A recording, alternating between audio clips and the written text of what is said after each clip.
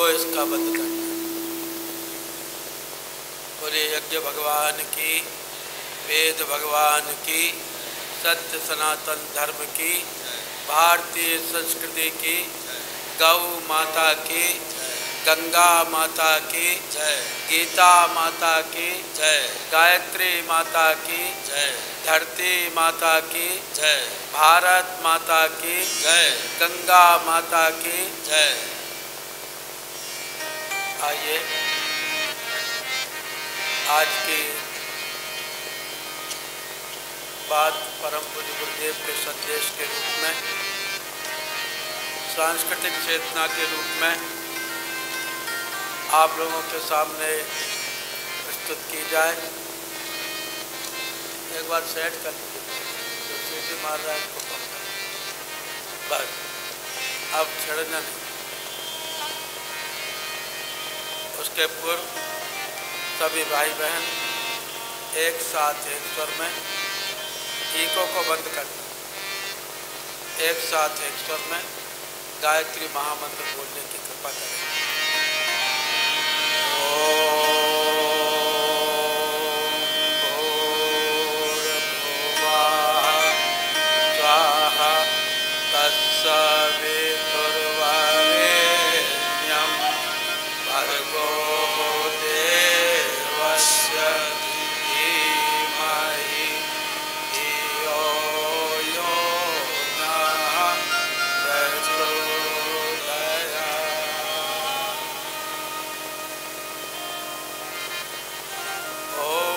विद्याधीशं श्रीगणनाथं मूषकयानं गौरीतनयं वन्दे देवं सिन्धुर्वदनं मङ्गलरूपं भक्तानां। नमामि देवं गणनायकं सदा भजामि पुष्पैर्दत्तं विनायकं पठामि नामानि गजाननस्य स्मरामि रम्भमुखं। ज्ञानदाता गुरु साक्षात् तं दाता दयानिधे, देवी सरस्वती वन्दे अहं हृदयस्थिता। ध्यानमूलं गुरुर्मूर्तिं, पूजामूलं गुरुपदं, मंत्रमूलं गुरुर्वाक्यं, मोक्षमूलं गुरुकृपा। नमोस्तु गुरुवे तस्मै गायत्री रूपणे सदा, यस्य वाग्मृतमहन्ति विषम संसार संहितम्। उल्लङ्घ सिन्धो सलिलं सलीलं व्यासोकवन्यर्जनकात्मजाय, आदाय तेनैव ददाह लङ्कां, नमामि तं प्राञ्जलधान्यम्।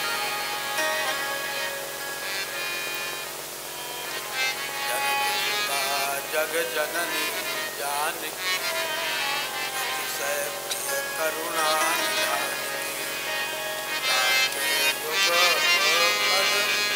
कमल मनावऊं जासु कृपा निर्मल मति पाऊं। मुनि वंदऊं शारद सुर सरिता, युगल पुनीत मनोहर चरिता। जन पान पाप हरेगा, कहत सुनत हरे अधिवेगा। वंदऊं गुरुपद पदम परागा, सुरत सुवास सरस अनुरागा।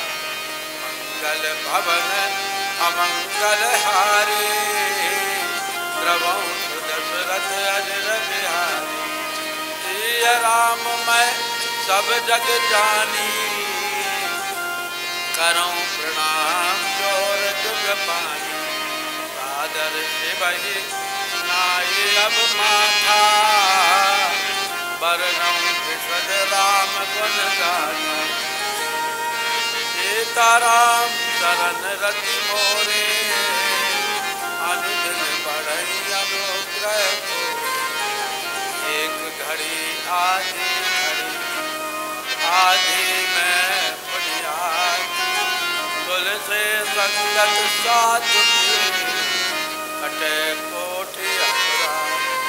तन से सेवा कीजिए, मन से भले विचार, और धन से या संसार में कीजिए पर सदा भवानी दाहिने सन्मुख रहे गणेश, पांच देव रक्षा करे, ब्रह्मा विष्णु महेश। आधार शक्ति नमः, जगत जननी नमः, सद्गुरुदेवाय नमो नमः। भैया थोड़ा इसमें बेच दो और एको को कम दो।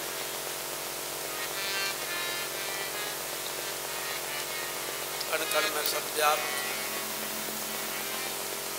परम पूज्य गुरुदेव वंदनिया माता जी, विद्या दीदी संध्या डॉक्टर साहब के मार्गदर्शन में और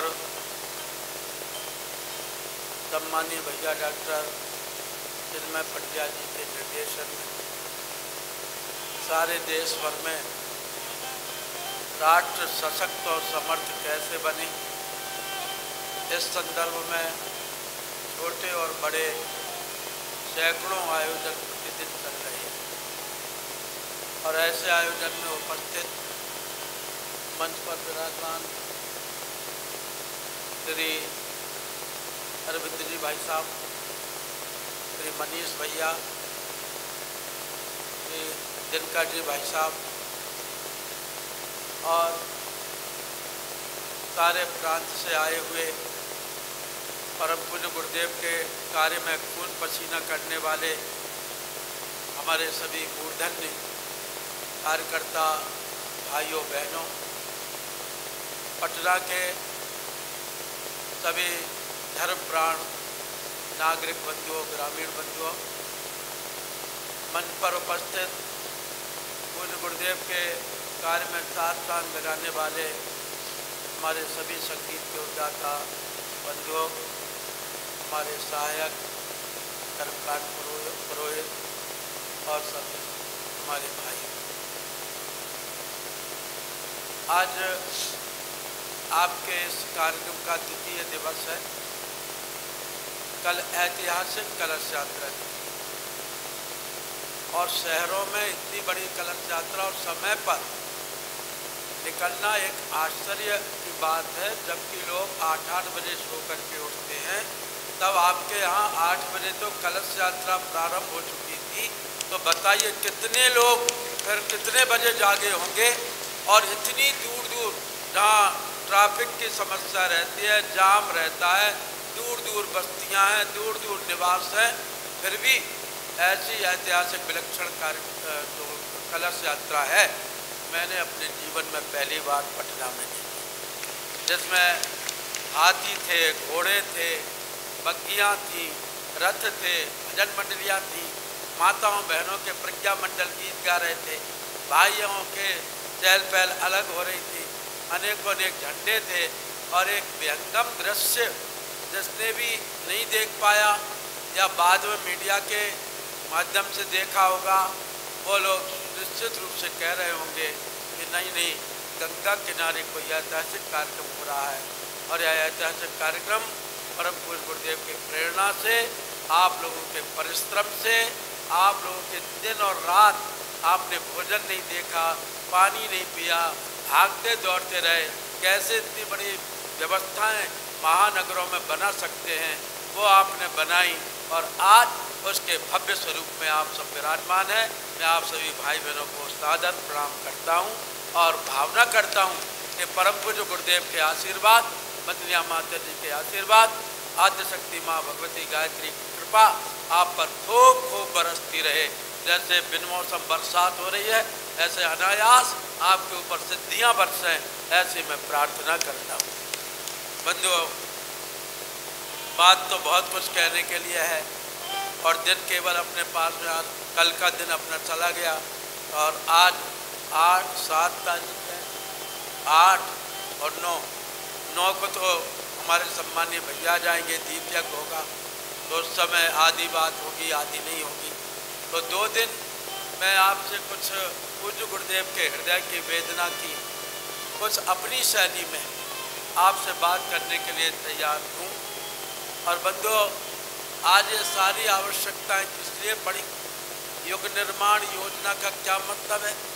युग निर्माण योजना, युग कोई ये नहीं होता जो आप जानते हैं, द्वापर युग, कल युग, द्वापर, त्रेता, सतयुग। युग का मतलब है हमारा खान पान, हमारा उठना बैठना, हमारा चलना फिरना, हमारे क्रियाकलाप, हमारा ज्ञान, हमारा विज्ञान, हमारी संस्कृति, हमारे रीति रिवाज, हमारा भूगोल, हमारा विज्ञान, हमारा इतिहास, हमारा ज्योतिष, हमारा गणित, ये सब एक युग है। और युग का मतलब, युग हर 12 साल में बदलते रहते हैं। कभी आपने सुना होगा वैदिक युग है, तो जब वेदों का बोलबाला था, फिर पौराणिक युग हुआ, फिर जो है इतिहास बदला और राजाओं महाराजाओं का युग हुआ, रामकालीन युग आया, कृष्णकालीन युग आया, फिर आपने सुना होगा कि और युग चले तो रामायण युग, महाभारत युग, फिर मध्यकाल में देखा तो कबीर युग और आपके मीरा युग, और फिर आधुनिक युग में देखा तो जयशंकर प्रसाद युग, सुमित्रानंदन पंत युग, सूर्यकांत त्रिपाठी निराला युग, और देखा तो आपने गांधी युग, स्वतंत्रता युग, और अब आप देखने जा रहे हैं प्रज्ञा युग। क्यों? क्योंकि बंधुओं, युग हमेशा बदलते रहते हैं। और युग का मतलब यही है कि जिस युग में जैसी विकृति आती है, उसमें संस्कृति को पैदा करने के लिए महापुरुषों का अवतरण होता है। और इस समय हमारे उठने बैठने चलने फिरने क्रियाकलाप में बहुत सारी विकृति आ गई है। जिन्हें युग का निर्माण मतलब अपने आचरण का निर्माण। और योजना कोई 1-2 दिन में पूरी नहीं हो जाती, योजनाएं वर्षों तक चलती हैं। और यह युग निर्माण योजना तो भगवती योजना है, ये तो देवी योजना है, ये तो महाकाल की योजना है। जब तक देश का एक एक कोना नहीं सुधर जाएगा, जब तक संसार का एक एक व्यक्ति अपने जीवन से परिचित नहीं हो जाएगा, तब तक यह योजना चलती रहेगी। और ये कौन सी योजना है? ये नैतिक, सामाजिक और सांस्कृतिक जागरण की योजना है। नैतिक किसे कहते हैं? नैतिकता क्या है? जो हमको करना चाहिए वो हम करें, ये नैतिकता है। और जो नहीं करना चाहिए वह हम कर रहे हैं, यह अनैतिकता है। तो आज अनैतिकता का बोलबाला है। इसे परम पूज्य गुरुदेव नैतिक पुनरुत्थान कर देना चाहिए। सामाजिक, आज सामाजिक विषमताएं आप लोगों से छिपी नहीं है और समाज विसंगतियों में डूबा हुआ है। गुरुदेव सामाजिक क्रांति कर देना चाहते हैं। और सांस्कृतिक, संस्कृति के अंतर्गत हमारे भगवान राम, कृष्ण, शिव, हनुमान से लेकर के ऋषि जितने भी हुए हैं, उन सब ऋषियों की परंपरा, जितने महापुरुष हुए उनकी परंपराएं, और जो हमारे बाप दादे पूर्वज पुरखे जो कुछ रीति रिवाज बना गए हैं, उनमें विकृति आ गई है। उनकी सांस्कृतिक चेतना के जागरण की यह पुण्य बेला आई है। और इस पुण्य बेला में आप बैठे हुए हैं। और बंधुओं, आज संस्कृति का ह्रास हो जाने के कारण हुआ क्या? आज ये हुआ, यदि हमारे बाप दादे जो मर गए हैं, जो हमारे नाना, जो हमारे पूर्वज इस दुनिया को छोड़ करके चले गए हैं, यदि वो इस दुनिया में अचानक आ जाए और वो हमको आपको देखें, तो वो दांतों तले उंगली दबाएंगे और वो कहेंगे कि आज का आदमी तो बड़ा स्वर्ग में है, आज का आदमी तो बड़े मजे में है। क्यों? क्योंकि मेरे जमाने में ऐसी बिजली कहाँ थी, ऐसी ट्यूबलाइट कहाँ थी, ऐसी हैलोजन कहाँ थी, ऐसी मरकरी कहाँ थी। रात भी जैसे चकाचौंध में महानगरों में यूं भी रहती है। पटना के आप इस अटल पथ से निकल जाइए, आप कहीं से भी निकल जाइए, क्या हरी पीली नीली लाल गुलाबी क्या चमचमाती लाइटें लगी हुई है, लगता है जैसे दिन हो गया हो। वास्तव में आज का आदमी तो बड़ा सुखी है। भैया मैं तो अंधेरे में दिन बिताता था और चिमनी जला करके अपना काम चलाता था। यदि पुराने जमाने का आदमी इस समय दुनिया में आ जाए और हमको आपको देखे तो कहेगा कि दुनिया बहुत बदल गई है। क्यों? क्योंकि बंधुओं, कोई राजा महाराजा मर जाता था तो 7 दिन बाद पता चलता था, 15 दिन बाद पता चलता था। कोई हमारे रिश्तेदार नातेदार मर जाता था तो पता लगता था, 13वीं की चिट्ठी आती थी तब, और तब पता लगता था कि कोई घटना हो गई। लेकिन इस समय कोई भी घटना पटना के अंदर हो जाए तो 10 सेकंड के अंदर सारी दुनिया में वो बात फैल जाती है। मेरे जमाने में ऐसे रेडियो, ऐसे टेलीफोन, ऐसे वायरलेस, ऐसे वॉकी टॉकी, ऐसे टीवी, ऐसा मोबाइल, ऐसा फोन कहा था जो आज के जमाने में है। परंतु पुराने जमाने का आदमी यदि इस समय दुनिया में आ जाए और आपको देखे तो वो कहेगा आज का आदमी तो बड़ा सुखी है। क्यों? मैं चटाई पर बैठता था, मैं नीचे धरती पर गेंदों में पड़ा रहता था। आज जैसा सोफा सेट, आज जैसे कुर्सियाँ, आज जैसे पलंग, आज जैसे जलजब के गत्ते पहले कहाँ थे? पहले तो आदमी ऊंची चटाई पर सो जाता था। आज तो आदमी बड़ा सुखी है और वो देखे तो कहेगा कि हम तो दाल रोटी चावल सब्जी से काम चला लेते थे, लेकिन बफे सिस्टम में जब वो आकर के देखता है कि 50 तरह की सब्जियां हैं, कई तरह की रोटियां हैं, कई तरह के नमकीन आइटम है, कई तरह की मिठाइयाँ हैं, कई तरह के चाट पकौड़े हैं, तो वो सोचता है कि आज का आदमी बड़ा सुखी है, आज का आदमी बड़ा स्वर्ग में है। लेकिन जब हमारे भीतर झांकेगा, हमारे भीतर देखेगा तो वह कहेगा था मेरा कहना गलत था, मैं विडम्बनाओं में था। आज का आदमी तो बड़ा नरक में है, आज का आदमी तो बड़ा दुखी है। तो जितने जितने साधन बढ़े वैसे वैसे आदमी का दुख बढ़ा, जैसे जैसे तनख्वाहें बढ़ी वैसे वैसे धरती कम होती हुई चली गई, जैसे जैसे बंधुओं आदमी की पैदल बढ़ी वैसे वैसे हमारे रीति रिवाज संस्कार डूबते चले गए। और वो कहेगा कि मेरे जमाने में जो प्रेम था, मेरे जमाने में जो विश्वास था, मेरे जमाने में जो भाईचारा था, मेरे जमाने में जो रीति रिवाज थे वो अब कहाँ है? आज का आदमी तो नरक में है। ऐसा क्यों हुआ? ऐसा इसलिए हुआ कि बंधुओं भगवान ने 2 बातें मनुष्य को बड़े भाग्यों से दी हैं। एक कौन सी है? एक है बड़े भाग्यों वाला या मनुष्य शरीर। और ये मनुष्य शरीर कितना प्यारा है जिसके विषय में कहा गया,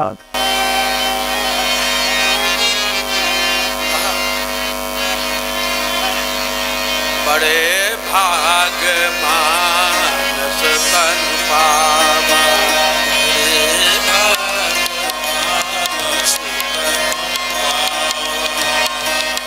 दुर्लभ सदर कंठन कावा, दुर्लभ सदर कंठन कावा, नरतन नर कवन उदे, नरतन सन कवन उदे, जीव चराचर राचत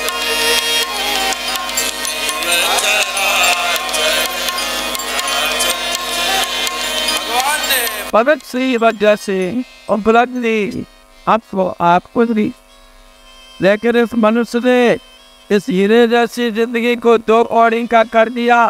एक बहुत बड़ा पत्थर रखा था नदी के किनारे, उस पत्थर को देख कर के एक चेले ने कहा, बाबा जी ये पत्थर तो बहुत बड़ा है, इस पत्थर से मजबूत तो कुछ भी नहीं होता होगा।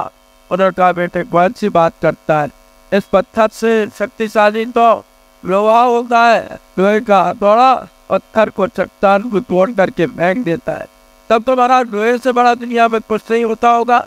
उन्होंने कहा बेटे कैसी बात करता है, इस लोहे से बड़ी तो आग होती है, आग लोहे को पिघला देती है। आपने बोकारो स्टील प्लांट में, टाटा स्टील प्लांट में देखा होगा कि लोहा आग से पिघल करके पानी की कलकल छलछल धारा के साथ में बहता रहता है। यह लोहा बहुत मजबूत है आधा, लेकिन उससे शक्तिशाली आग। तब बताओ आग से बड़ी कुछ नहीं होती होगी। आग एक चिंगारी सारी दुनिया को जला करके भस्म कर देती है। कहा बेटा कौन सी बात करता है, इस आग से बड़े बड़ा ये पानी है। जब जलती हुई अग्नि पर पानी पड़ जाता है तो अग्नि ठंडी हो जाती है। ये पानी बहुत बड़ा है, पानी बाढ़ के रूप में आता है तो विनाश करता है, और पानी जब बरसात के रूप में आता है तो विकास करता है। जल ही जीवन है। तब तो साहब अब मैं नहीं मान सकता, इस पानी से बड़ा दुनिया में कुछ नहीं होता होगा। उन्होंने कहा बेटे कैसी बात करता है, इस पानी से बड़ी हवा होती है। हवा जब दुनिया में चलती है तो सामियाने उड़ जाते, 3 चक्कर उड़ जाते और आंधी चल पड़ती है और सारी दुनिया में हाहाकार बच जाता है, तूफान आ जाता है। ये हवा बहुत बड़ी है। तब से बड़ा हवा से बड़ा कुछ नहीं होता होगा। उन्होंने कहा बेटे कैसी बात करता है, इस हवा से बड़ा है अनंत आकाश, जिसकी गोद में हवा समाई रहती है, जिसकी गोद में सत्ता और सूरज रहती है, ग्रह और नक्षत्र रहती है, सूरज जैसा हिमालय और सूरज जैसा ये आपका हाथ का गोला और चंद्रमा जैसा हिमालय रहता है। इससे बड़ा और दुनिया में कुछ नहीं है। तब तो महाराज आपसे से बड़ा दुनिया में कुछ नहीं होता होगा।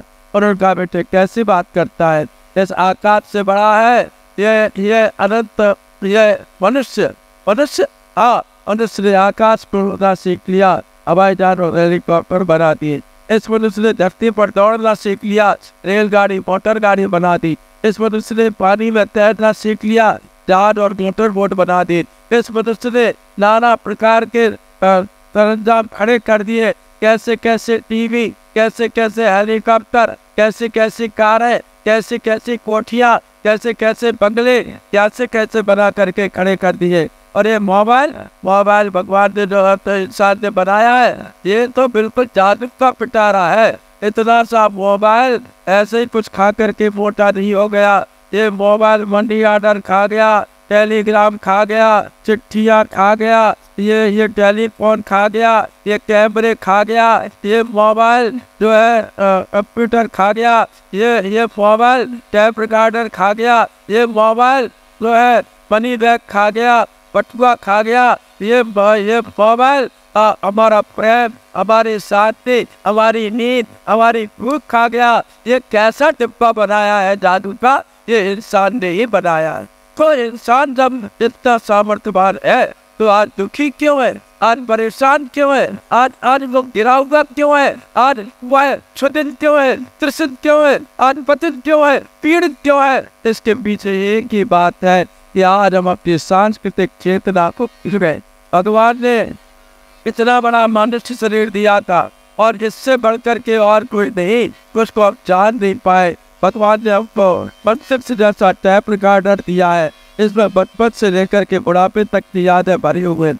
भगवान ने हमको आंखों जैसा कैमरा दिया है, इससे बढ़िया कैमरा दुनिया में बना नहीं है। अटपल बराबर दिखाई देता है, मच्छर बराबर दिखाई देता है और हाथी ऊँट बराबर दिखाई देता है। इस आंखों के कैमरे में सुई का छेद सुई के बराबर दिखाई देता है और हाथी के बराबर दिखाई देता है, समुद्र के बराबर दिखाई देता है।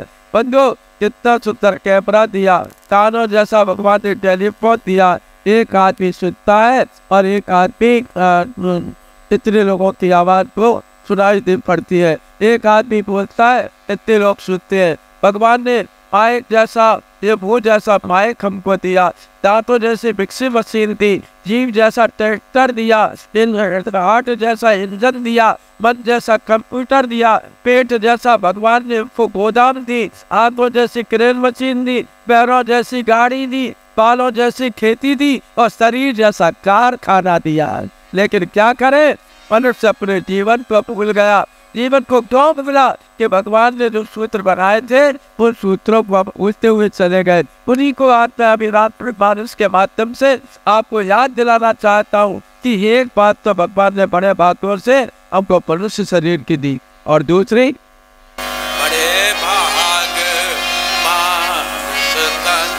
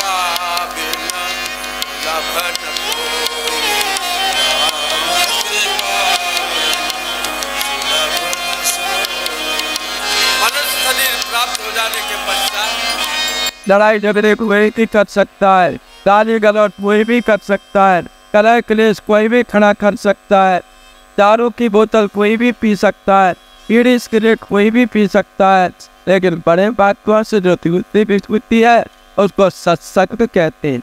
जिसको परम पूज्य गुरुदेव ने कहा कि हम अपने मन को कुप्रवृत्तियों से बचाए रखने के लिए सदैव स्वाध्याय एवं सत्संग की व्यवस्था रखे रहेंगे। और यह स्वाध्याय या सत्संग के माध्यम से ही मनुष्य अपने भीतर की चेतना को जागृत कर सकता है। और उसको जगाने के लिए परम पूज्य गुरुदेव ने आज के दिन आपको सांस्कृतिक चेतना का संदेश भेजा है कि उसको समझे, उसको जाने। आज हमारा राष्ट्र दीन है, दुर्बल है, असहाय है, बेरोजगारी से भरा हुआ है, आलसियों से भरा हुआ है, प्रमादियों से भरा हुआ है। देश में जो नैतिकता होना चाहिए थी, जो स्वर्ग जैसा वातावरण होना चाहिए था, वह अपराधों में, वह उन्मादों में, वह तरह तरह के वितंडाओं में और उलझ कर के रह गया है। तो राष्ट्र को हम जीवंत जागृत कैसे बनाए, तो यह समस्या आपको सोचना पड़ेगा, यह जानना पड़ेगा। और इसके लिए संस्कृति की ओर बढ़ना पड़ेगा। संस्कृति क्या है? परम पूज्य गुरुदेव ने कहा कि मैं ऋषि संस्कृति को जन जन तक पहुँचा दूंगा।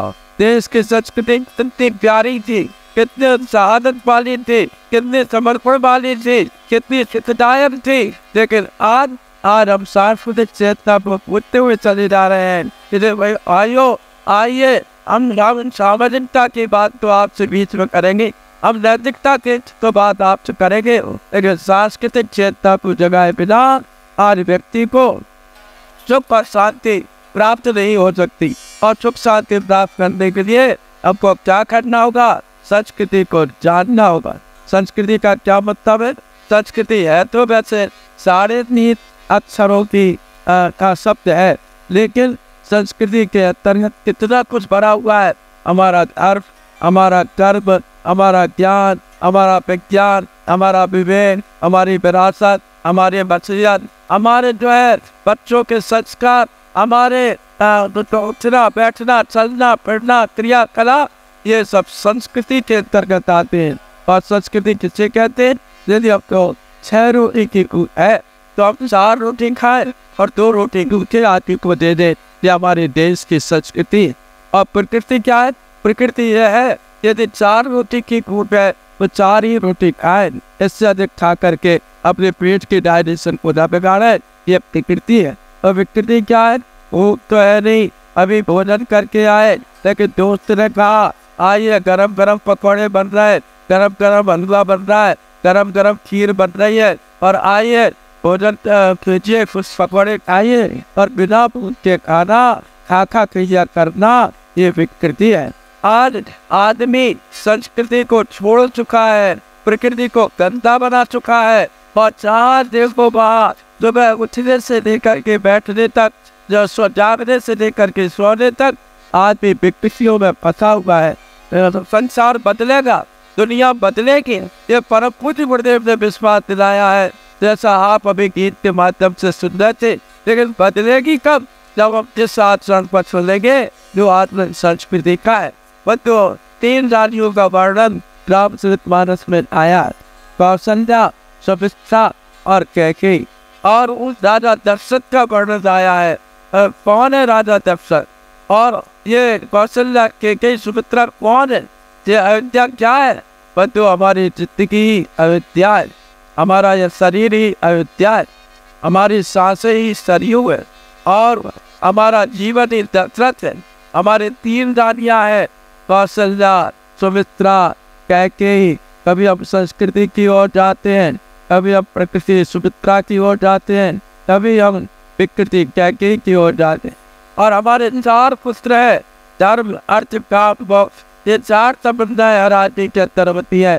श्री राम, श्री लक्ष्मण, श्री भरत, श्री शत्रुघ्न, ये 4 हमारे मनोरथ है। और बंधुओं, हमारे जो इंद्रियां हैं, हमारा जो विचार है, यही अयोध्यावासी है और यही हमारी मूल प्रकृति है। लेकिन आज क्या करें? हमने अपने जीवन की अयोध्या को गंदला बना दिया है। दशरथ का मतलब क्या था? तो 10 इंद्रियों पर सवार होकर के चले, वो दशरथ है। और जो 10 इंद्रियों पर सवार होकर के चलता है, राम उसी के यहाँ जन्म लेते हैं। लेकिन बंधुओं, आज तो भी बन गए, योगी नहीं रहे। इसलिए मैं संस्कृति की बात आपको बताने के लिए बैठा हूँ कि संस्कृति कितनी ऊंची होती है, संस्कृति कितनी महान होती है। जब भगवान श्री राम को यह पता चला कि कल मेरा राज तिलक होने वाला है, और राजा दशरथ के कहने से वशिष्ठ जी भगवान राम के पास में आए और उन्होंने राम जी से कहा कि आप ऐसा ऐसा नियम पालना। इसका कितना सुंदर विवरण दिया है। गुरुवागमन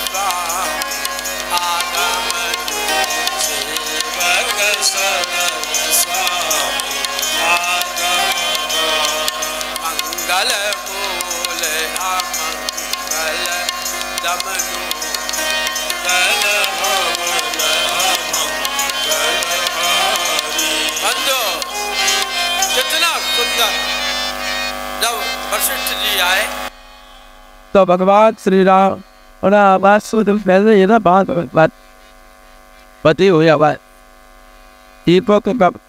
तो भगवान श्री राम गुरु ऐसी गुरु वशिष्ठ जी से मिलने के लिए 4 बजे तक।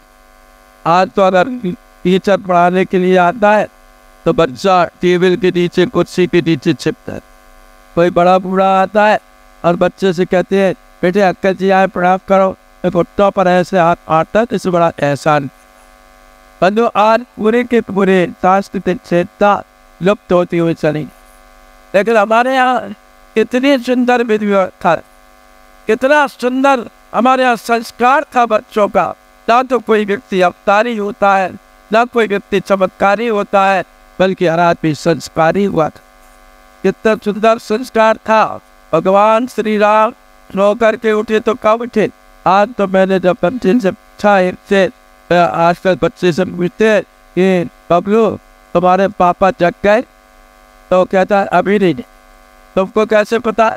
अरे पापा सो करके उठते हैं तो सबसे पहले मम्मी से सिगरेट का पैकेट बांधते हैं और बिस्तर में से जब वहाँ निकलने लगता है तो पता चलता है कि पापा जग गए। फिर उस समय का आदमी जब सो करके उठता था तब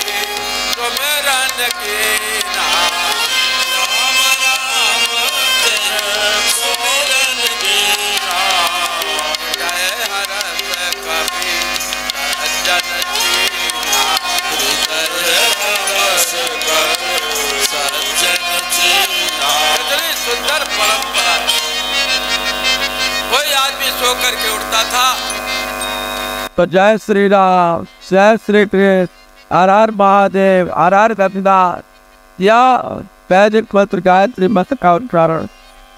तभी आप शांति को चाहिए। शांति को में प्रातः काल जैसे जानवर की घंटी लगती है तो 5 मिनट बाद परम भक्तिया माता जी के श्री से गायत्री मंत्र का घोषणा है।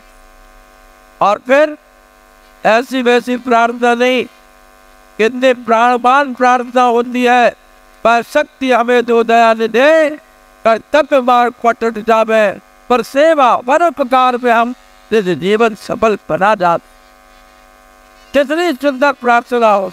हम दीन दुखी निबलो विकलों की सेवक बन संताप हरें, जो है अटके भटके पिछड़े और को तारे पदतारे रहो जितने सशक्त प्राणवान प्रार्थना हो। लेकिन बच्चों आज तो सुबह से उठते से ही राम राम छोड़ो, पहले के कितने सुंदर परंपरा थी और आज की कितनी कैसी हो। रात काल उठे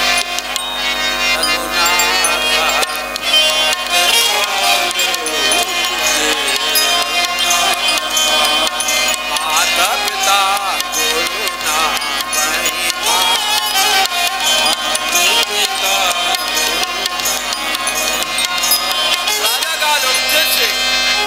बड़ों को प्रणाम किया जाता, लेकिन आज सुबह से ही माथा फोड़े होते, प्रात काल उठ के रखना था और बात पिता को फोड़े माता।